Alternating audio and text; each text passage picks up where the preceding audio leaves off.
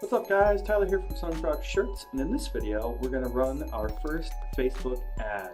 There's been a lot of build-up, a lot of videos, a lot of time spent up to this moment, but this is the fun part. This is where we get to start promoting our product to consumers, potential customers, getting in front of our audiences, and hopefully getting some sales out of it. So definitely very, very exciting. If you haven't seen the previous videos, definitely make sure to go back and check those out, as this probably won't make a whole lot of sense if you haven't kind of seen the lead up to this point, but we will kind of recap and go through the whole sales process. So if you're familiar with Facebook ads, you should be able to pick up right here, no problem. So first thing we need to do before we get started is determine the product that we want to promote. So in the last video, we, through user research, found a design, and this is the design we're going to be promoting, this one-shot tank top.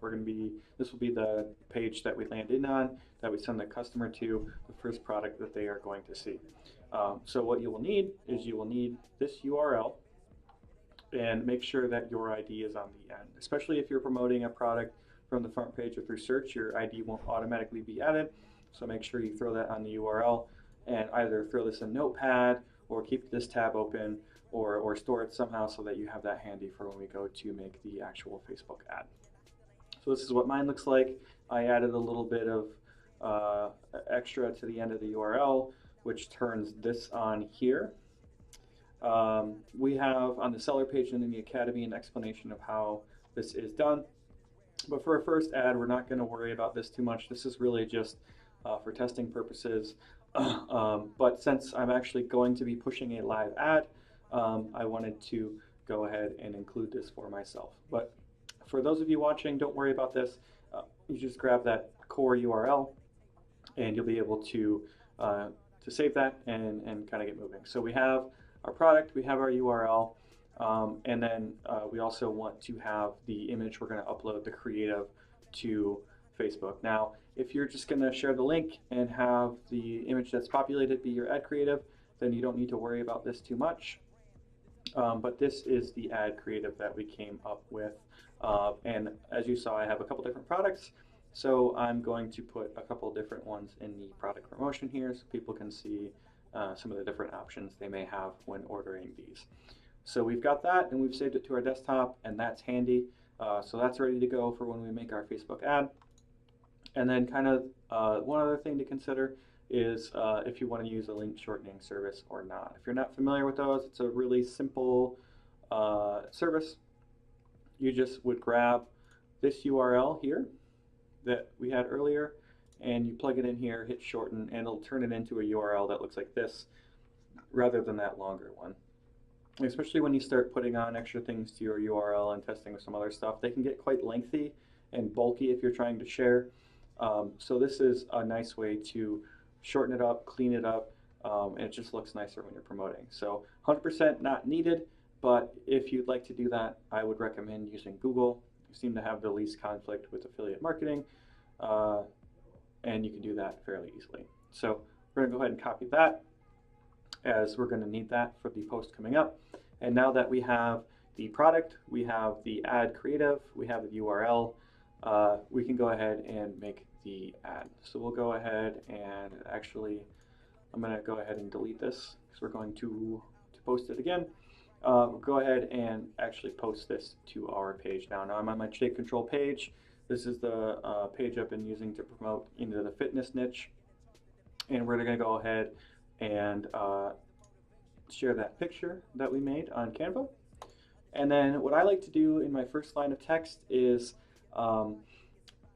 some kind of engagement question, or to get the audience thinking to potentially engage with my post. Now the easiest way to do this is, since I have multiple products, say something like, which one would you wear? And the cool thing about this is, in addition to the potential likes on the post and page likes that I'm going to get by promoting this, I'm also going to get people to comment, and more specifically, I'm going to get them to comment on which one of these they like. So when they call out tank, or they call out legging, or they call out hoodie, I can actually share the link to that specific product under the person that comments, to attempt to resell them again. So it's another engagement tactic that you can use that doesn't cost you anything. So this is kind of a cool engagement line to use, and you want to follow that up with a call to action. So we'll say get yours here, so the buyer knows where to go if they want to buy one of these. And then that shortened URL that we made is what we shared, which is just a longer version of that URL that you would be sharing. So we've got the engagement line, we've got our call to action, we've got the URL, and we've got our image. So now that we have all of those things, we can go ahead and publish. And this thing, the cool thing is now this is up, live, and working for you. So anybody that follows your page or your friends or family can actually now click through this link, order anything from our website, and you would get credit for sending them there using this URL. So what we're going to do is actually take this a step further now and actually promote and put some money behind this to get more people to see it for more potential conversions on this item. So the way that we do that is not boost post like you see here, but we're actually going to create an ad for this because we have a little bit more control when we go from the direction of creating an ad rather than just boosting. And the way that we create an ad is to go to Ad Manager. If you're not sure how to get here, familiar with Ad Manager or how to set it up, there's some one of the previous videos will go over all of that for you. So do check that out. For now, we're going to assume that you have seen those videos and you know how to get here and how to navigate Ad Manager a little bit. So to get started, we just have to hit Create Ad, and we're going to start over. I don't want to pick up on there because we want to start from the beginning. We're going to be running an engagement ad. There's a bunch of different ad objectives, and there's a lot of different information about there about what ad types you should be running. I always suggest that new Facebook ad buyers start with an engagement ad for a couple of reasons. One, because of its kind of multi-pronged marketing approach. So the cool thing about an engagement ad is not only is it going to do what it's designed to do, which is to get page likes, or sorry, not page likes, but post likes, but it also will work to build engagement on your page. So it'll help you build your fan page. It'll help you get engagement on your post, which is good social proof for both the product and the actual post and page itself. And then I've tested these before and had them convert for me. So you also have a potential of getting sales off these ads as well. And the other reason is they're super easy to set up. Of all the different ad types, engagement are the easiest to put. It's really just putting money behind a post you've already made and setting an audience for that money to go to. So we're going to create an engagement, and then here it doesn't really matter what you call it, it's just organizational. I usually start with the page name that I'm promoting from.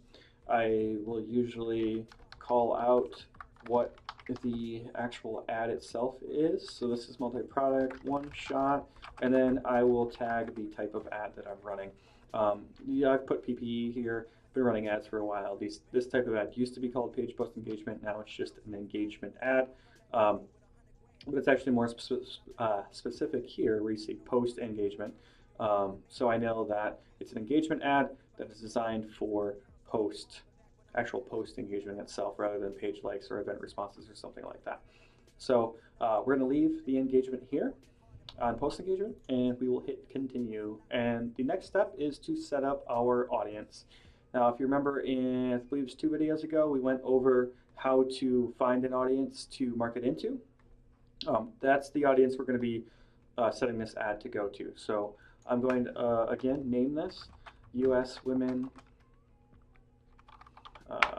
get some dashes in here, US Women 25 to 54 Shakeology.